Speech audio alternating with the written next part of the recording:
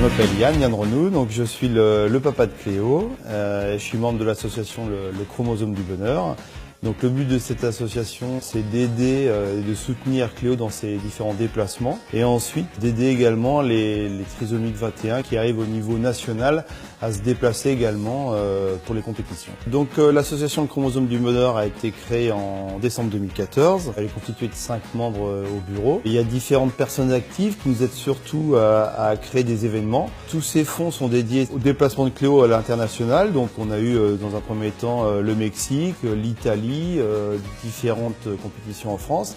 Et puis dans un second temps, c'est ce qu'on tente à développer, c'est d'aider à nouveau d'autres trisomiques qui accèdent à ces compétitions internationales.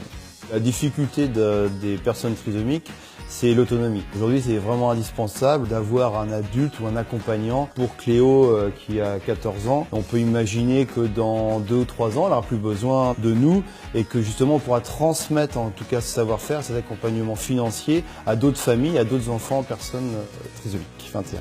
Une autre valeur ajoutée de l'association, c'est de mettre en avant les personnes trisomiques concernant le sport de haut niveau. Donc, suite aux différentes communications qui ont été faites dans la presse, on a eu des appels de parents, d'enfants un peu plus jeunes et qui nous racontaient que ça leur donnait un espoir pour leurs enfants de pratiquer le sport. Suite aux performances qui ont été faites par l'équipe de France dont fait partie Cléo, les trisomiques 21, la fédération a décidé de créer une section spécifique pour ces enfants-là. Quand on a été contacté par la BPO pour le prix initiative sociétaire, donc vraiment on a été surpris, on a été vraiment ravis. Grâce à ce soutien, on pouvait envisager l'accompagnement de Cléo pour les championnats d'Europe en Italie.